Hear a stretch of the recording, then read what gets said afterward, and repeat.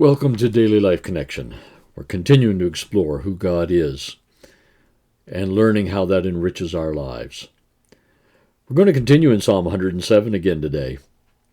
You know, I wrote a note in my Bible next to this psalm quite some time ago. And as I had read through, those who are imprisoned, those who can't find their way, those who are, seasick, and so on, and God's action in each of those dimensions of life. I wrote this: everyone's story is different. Everyone's story is the same.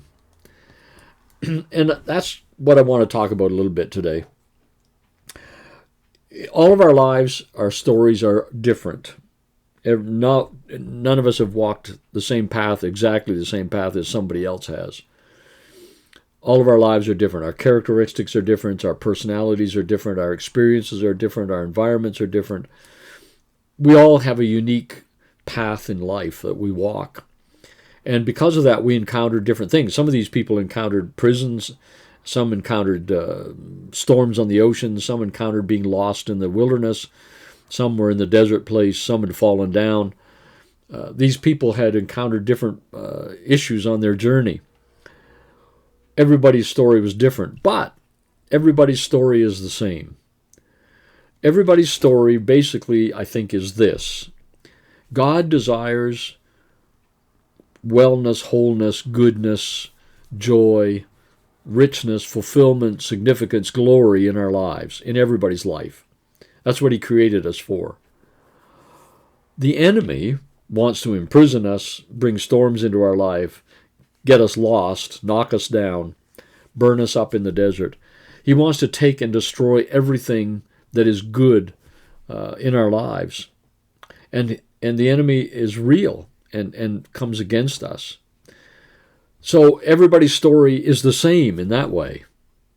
Our experiences are different, but the journey is basically the same. We are journeying towards the glory God created us for and the heart of God.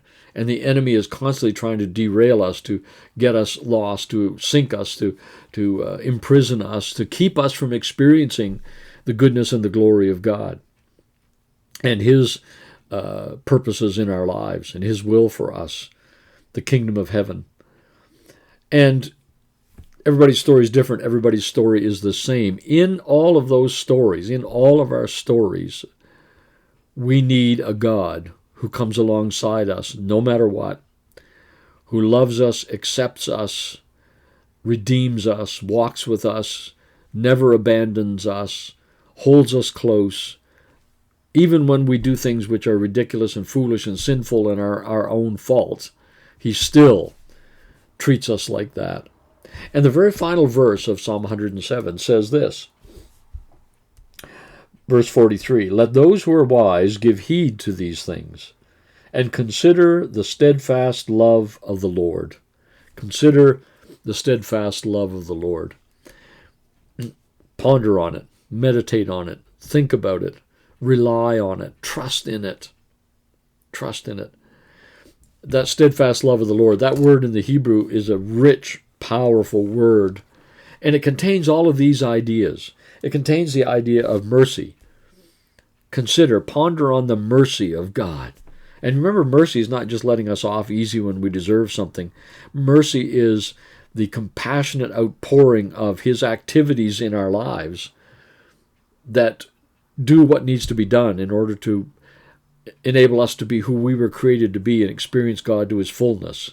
That's awesome, isn't it? I mean, we could spend all day meditating on that. It's about the kindness of God. God is kind. He's kind. He's not cruel. He's not harsh. He's not difficult. He's kind. It's about the goodness of God. That word implies, think about the goodness of God. Meditate on that. Just how good He is in all He has done. His deeds reveal that over and over, don't they? It's about the favor of God. How He pours out His favor upon us. He looks upon us not with eyes of disdain and disgust and disappointment. He looks on us with favor. Ponder that. So all our life stories are different. Basically, all of our life stories essentially are the same, and all of us are helped in our life stories by thinking about, pondering, meditating on, chewing on, spending time with, thinking about the goodness, the steadfast love, the loving kindness, the mercy, the goodness, and the favor of our God.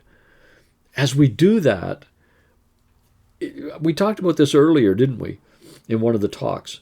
It's about getting close to the heart of God. And the closer we get to the heart of God, the more we experience the character of God, the more we experience not only the character of God, but the activity of God.